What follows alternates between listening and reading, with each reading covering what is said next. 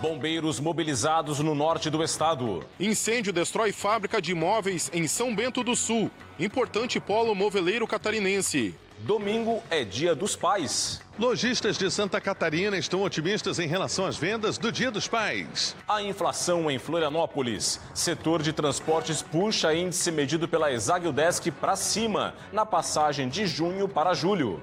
Novo comandante no Avaí. Henderson Moreira fala pela primeira vez como novo técnico do Leão e comenta desafios na Série B do Brasileiro. Meio século de história no Alto Vale. Conheça o carro que circula pelas ruas de Benedito Novo e região, movido a lenha.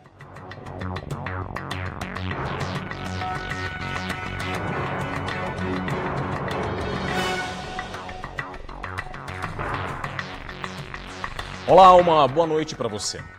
A gente abre a edição de hoje do Band Cidade com o drama vivido pelos proprietários de uma fábrica de móveis de São Bento do Sul, um importante polo moveleiro de Santa Catarina. A fábrica foi totalmente destruída por um incêndio nesta quarta-feira. As informações direto de Joinville com o repórter William Tenório. No local, as equipes se depararam com um cenário de destruição porque o fogo já havia tomado boa parte da estrutura do prédio e o teto já havia desabado. Dentro dos galpões havia muita madeira, o que ajudou a propagar as chamas rapidamente. Para conter as chamas, os bombeiros de São Bento do Sul solicitaram apoio das corporações de cidades vizinhas, trabalharam por cerca de 3 horas e utilizaram cerca de 80 mil litros de água. O fogo só foi controlado por volta das 6 horas da manhã. Logo após, iniciou-se o trabalho de rescaldo. Apesar dos esforços das equipes, a fábrica foi completamente destruída. Estrutura e maquinário foram perdidos. O estoque, que estava em outro galpão, não foi atingido. Não houve vítimas. O local foi deixado aos cuidados dos proprietários, que por meio das redes sociais lamentaram o ocorrido. Uma investigação foi aberta para apontar as causas do incêndio. Uma operação da Polícia Federal desarticulou um esquema que importava mercadorias estrangeiras para o Brasil sem o pagamento de impostos. É a prática que configura o crime de descaminho. A Operação Direct CCO foi deflagrada em conjunto com a Receita Federal. Foram cumpridos 5 mandados de busca e apreensão em Chapecó, no oeste do estado, em residências e em estabelecimentos comerciais. A Justiça decretou também a indisponibilidade de bens dos investigados em valores que ultrapassam R$ 728 mil. As investigações começaram em abril deste ano, após a Receita Federal receber informações sobre a comercialização de smartphones, videogames, computadores e outros eletrônicos de origem estrangeira por meio da internet. Os investigados vão responder por descaminho e associação criminosa. Se condenados, podem pegar uma pena de até 5 anos de reclusão. Também teve apreensão de produtos eletrônicos em Maravilha, no extremo oeste catarinense.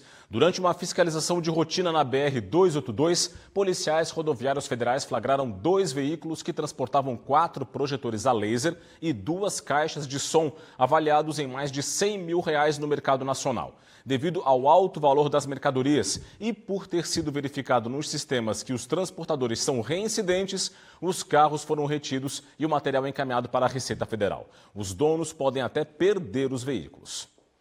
Já em Içara, no sul do estado, um acidente terminou com uma apreensão expressiva de entorpecentes na noite desta terça-feira. O caso ocorreu por volta das 11 horas da noite na rodovia Alcides Serafim. Um homem acionou a polícia militar após se envolver em um acidente de trânsito. Após a batida, o motorista perseguiu o segundo veículo envolvido no acidente até uma residência. Ao perceber a perseguição, o outro motorista se assustou e fugiu para um matagal. O homem entrou na casa ao ver a porta aberta e encontrou 747 pacotes de maconha e um pacote de crack, além de 2 balanças de precisão. A polícia militar apreendeu os entorpecentes e um veículo e fez o encaminhamento para a Polícia Civil de Içara. E outro acidente, desta vez nesta quarta-feira, provocou a interdição da BR-101 na região do Morro dos Cavalos, em Palhoça, na Grande Florianópolis. Um caminhão carregado com sucata tombou no quilômetro 233 da rodovia federal durante a manhã de hoje. O tombamento provocou a interdição das 2 pistas no sentido sul da BR-101. Um desvio foi aberto pela via marginal para tentar dar fluidez ao tráfego, mas as filas chegaram a mais de 17 quilômetros. O motorista do caminhão ficou levemente ferido e os bombeiros foram acionados para evitar que o caminhão pegasse fogo devido a um vazamento de combustível. Após 6 horas e meia de trabalho, por volta de 2 horas da tarde, o caminhão foi removido das pistas e a rodovia foi totalmente liberada. No próximo bloco, destaque para a política com um comentário de Cláudio Prisco Paraíso. Na saúde, Santa Catarina em alerta para a alta incidência de dengue. E veja também, na economia, o movimento do comércio nas vésperas do Dia dos Pais. Detalhes na sequência. Até já!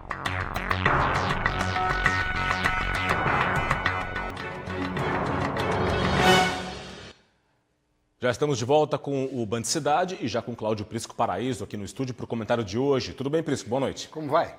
Tudo bem? Tudo bem, Rodrigo. Prisco, vamos falar então, claro, como é que está o panorama eleitoral nas cidades do estado? A campanha eleitoral, Rodrigo, será deflagrada no próximo dia 16. Vamos aproveitar hoje para fazer um panorama, uma avaliação de quadro nos 13 maiores municípios catarinenses.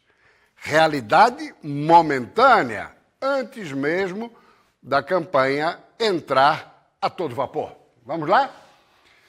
Aí nós temos Balneário, por ordem alfabética, Balneário Camboriú, Juliana Pavan, Blumenau, Egídio Ferrari, Brusque, André Vec, Chapecó, João Rodrigues, Criciúma, Ricardo Guide, Florianópolis, Topázio Neto, Robson Coelho em Itajaí, Jair Franzner em Jaraguá, Adriano Silva em Joinville, Carmen Zanotto em Lages, Eduardo Frete na Palhoça, em São José de Eliana Dal Ponte, Tubarão, Stener Sorato.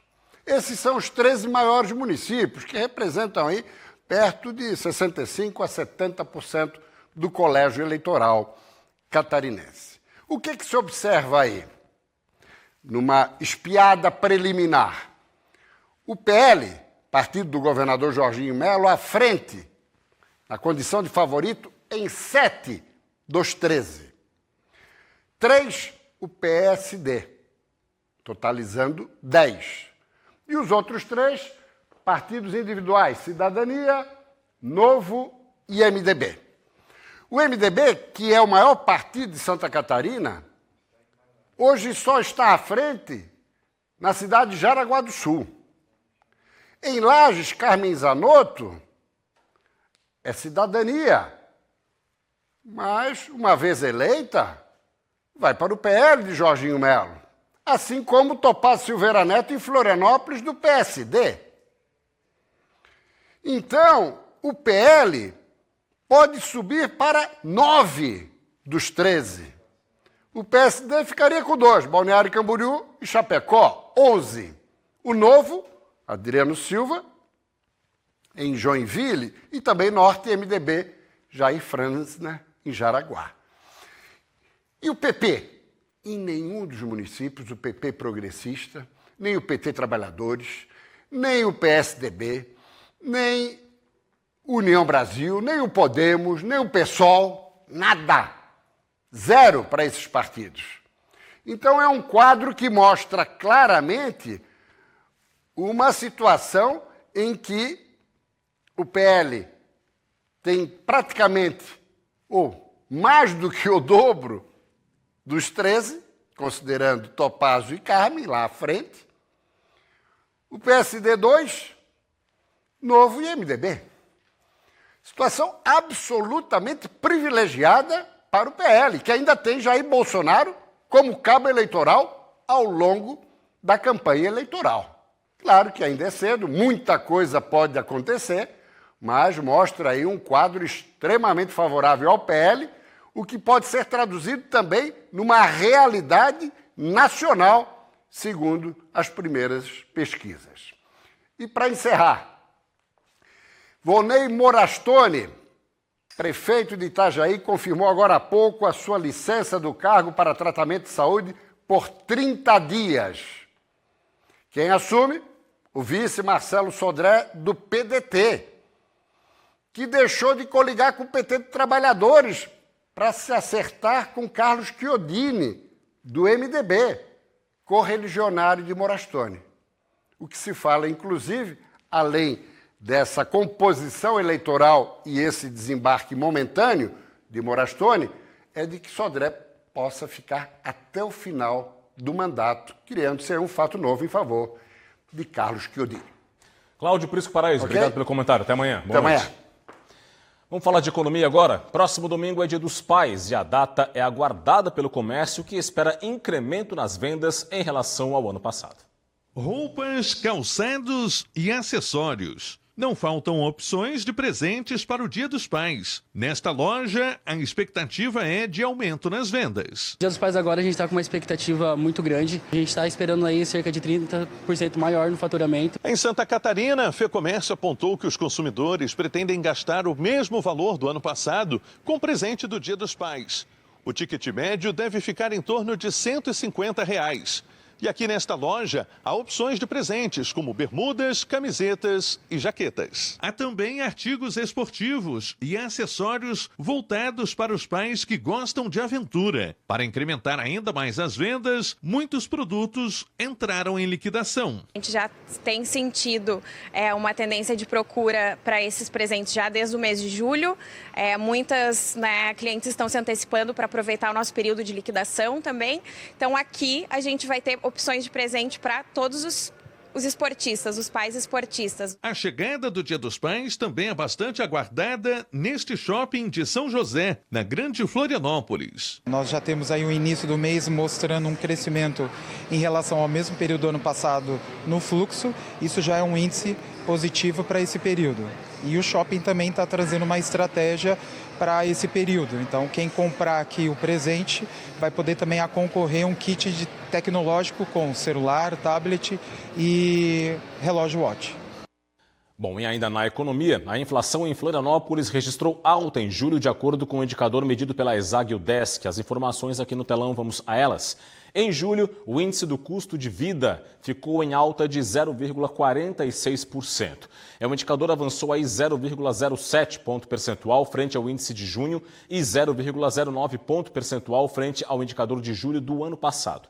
No acumulado de janeiro a julho deste ano, alta de 3,43%. E nos últimos 12 meses até julho, alta acumulada de 5,23%.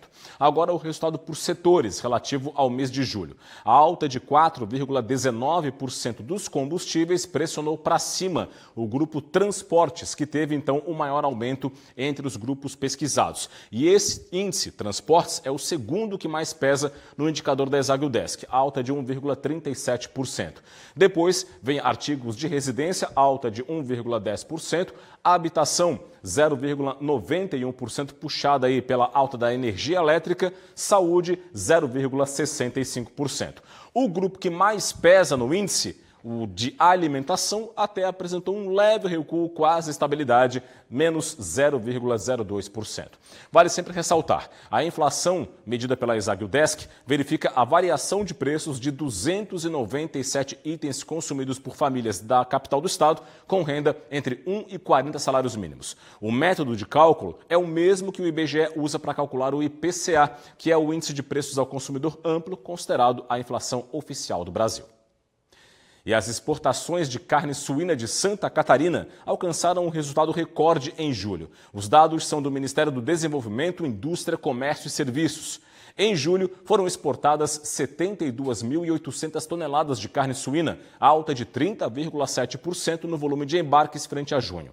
O faturamento cresceu 35,7% no período e chegou a 174 milhões e 900 mil dólares. São os melhores resultados da série histórica iniciada em 1997.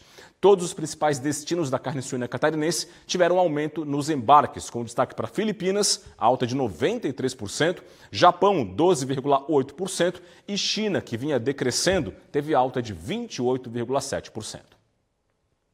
Da economia para a saúde, Santa Catarina contra a dengue. A Secretaria Estadual de Saúde alerta que o estado é o quarto maior do país na incidência de casos da doença.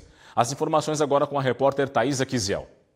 Santa Catarina já registra 328 mortes causadas pela dengue e mais de 360 mil casos prováveis da doença só neste ano. Somos o quarto estado com maior incidência da doença no país. Ficamos atrás apenas do Distrito Federal, de Minas Gerais e do Paraná.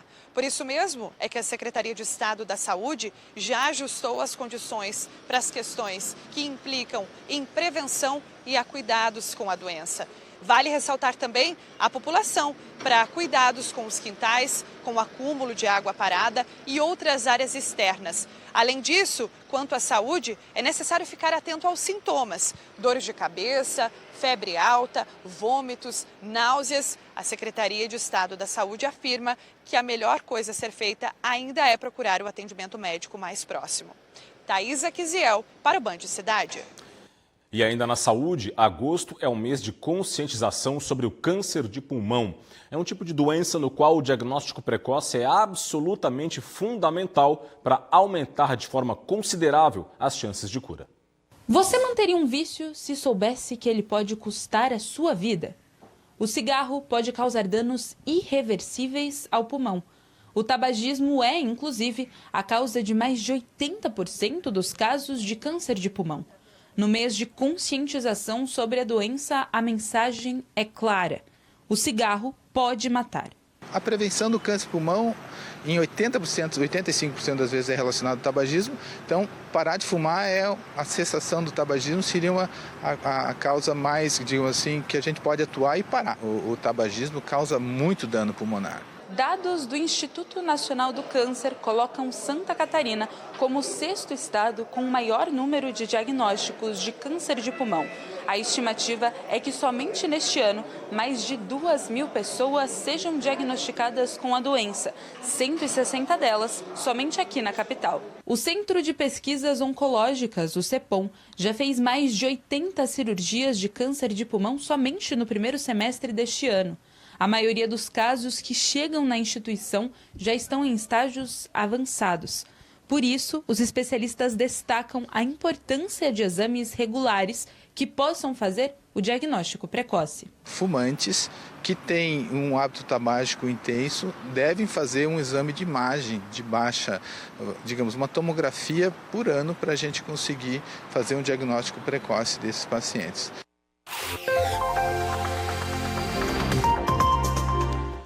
O deslocamento de uma frente fria pelo estado traz instabilidade para o tempo em Santa Catarina nesta quinta-feira. O dia vai ser, então, instável, com chuva em todas as regiões do estado e até com trovoadas isoladas. Essa condição melhora no fim do dia a partir do oeste e também do sul catarinense, devido ao avanço de uma nova massa de ar frio de origem polar que vai fazer com que as temperaturas entrem em declínio no decorrer do dia. Exatamente, então, este avanço provoca esta condição. Vamos conferir, então, as mínimas e as máximas.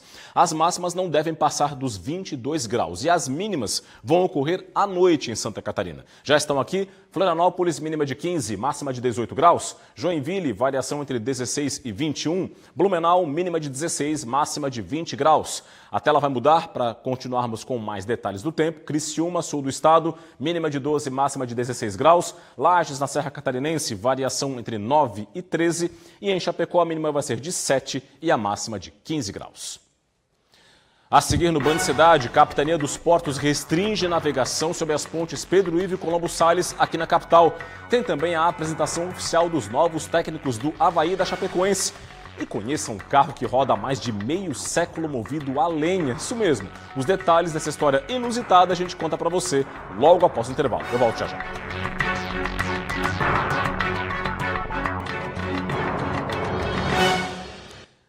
Estamos de volta. A Capitania dos Portos acatou uma recomendação do Ministério Público Estadual e restringiu a navegação na região das pontes Pedro Ivo Campos e Colombo Salles, aqui na capital. Os detalhes com o repórter Ronaldo Penido.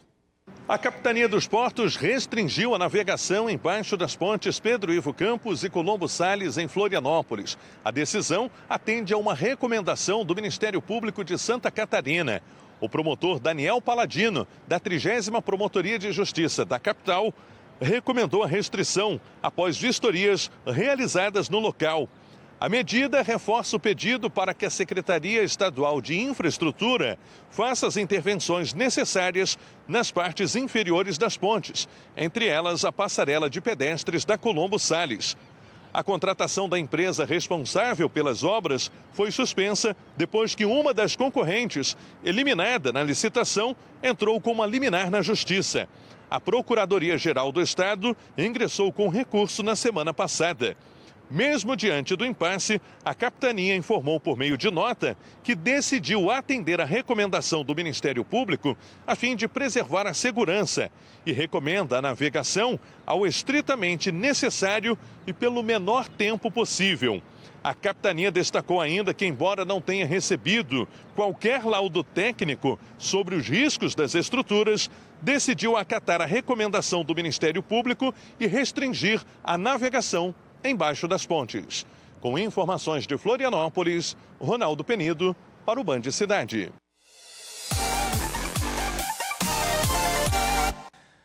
O Avaí apresentou um novo técnico para a sequência da Série B. Anderson Moreira assumiu o comando e tem um turno inteiro para fazer o Avaí lutar novamente pelo acesso à Série A. Anderson Moreira chegou nessa terça-feira pela manhã e já fez o primeiro treino com o elenco Azurra. Além dos trabalhos, dos treinamentos, a gente tem outros mecanismos que a gente utiliza nessas situações. Então tem vídeo, tem as palestras, tem os encontros, as conversas, que a gente possa mostrar para o atleta mais ou menos o caminho que a gente quer seguir. Então tem coisas que podem já acontecer na sexta-feira e que será muito bom se a gente conseguir já colocar essas ideias em prática. E para dar aquela esperançazinha para o torcedor, ele está pegando o Leão da Ilha na 11ª posição, na 20ª rodada. Será que o treinador vai repetir o feito aqui no time catarinense? É o que o torcedor está esperando. O Avaí está na 11ª posição com 25 pontos. Talvez a chegada do técnico novo seja capaz de fazer voltar a esperança e a alegria do torcedor Azurra. Que é o que esperam também os torcedores da Chapecoense. O clube apresentou oficialmente um novo comandante. Tcheco chega com a missão de tirar o time do incômodo Z4 da Série B. O tcheco, responsável por levar o Paraná de volta à elite do futebol paranaense, agora tem o desafio de comandar a Chapecoense na Série B. O novo comandante chega no Verdão depois da saída repentina de Humberto Louser. Ele já está em Chapecó, já fez treino com o elenco alviverde, inclusive ele assistiu ao jogo da rodada passada, a derrota contra o Mirassol por 1-0. Ele sabe que chega num momento complicado no time do Oeste e a primeira missão dele é essa. A nossa comissão técnica é muito entendida do nosso desafio, que é manter a Chapecoense na segunda divisão, e aos poucos as outras coisas vêm. Quando você consegue resgatar uma confiança de um atleta, automaticamente a parte técnica já melhora. A estreia do tcheco vai ser no sábado, às 5 horas da tarde, contra o Ituano. Agora é esperar que esse fato novo funcione na Chapecoense. Mudando de assunto agora para falar de uma história inusitada, que vem da cidade de Benedito Novo, no Alto Vale do Itajaí. Você vai conhecer agora um veículo que tem uma propulsão para lá de diferenciada. Ele é movido, vejam só, a lenha. Isso mesmo, movido a lenha. E tem mais, aliás, o motorista chama de gasogênio, você vai conferir na reportagem. Tem o carro em questão, inclusive, já roda há mais de meio século. Acompanhe comigo porque essa reportagem é bem curiosa. Vamos lá.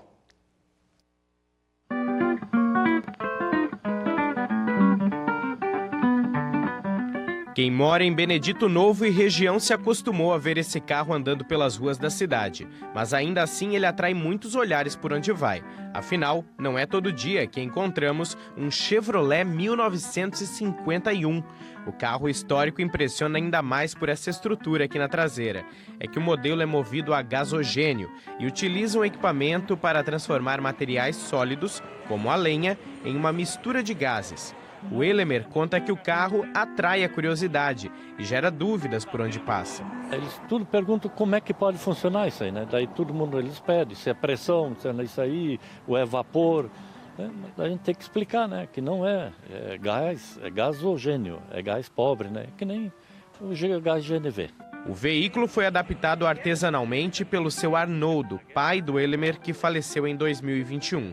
Antes dele comprar, o Chevrolet chegou a ser usado como táxi em Indaial. Para fazer a adaptação, ele se inspirou em esquemas populares nos anos 40.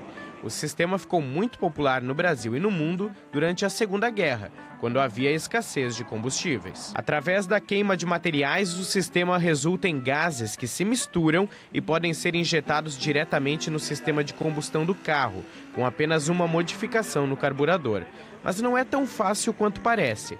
É que não basta colocar o material no tanque, dar a partida e seguir viagem. Na hora de ligar o carro, é preciso posicionar uma bucha em chamas na entrada do queimador.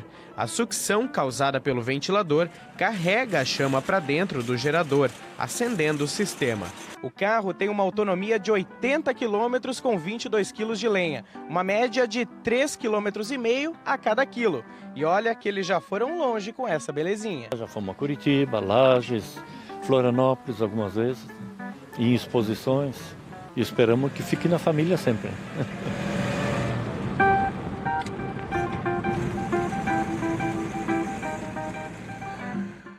Além de lindo, esse carro é, no mínimo, para lá de curioso, essa propulsão a lenha. A saber quanto que foi gasto em termos de consumo de lenha para fazer essas viagens todas que o nosso motorista do carro acabou de falar, porque o trajeto não é perto, não é pequeno, então o consumo pode ser um pouquinho alto, mas é extremamente curioso, com toda certeza. E é isso, ficamos por aqui com o Band Cidade. Reveja as nossas reportagens no portal TVBV Online. Acesse a partir do QR Code que está na sua tela. Vem aí as notícias mais importantes do Brasil e do mundo no Jornal da Band. Para você de casa, um forte abraço, muito obrigado pela audiência, uma boa noite e a gente se encontra aqui amanhã. Até lá, tchau.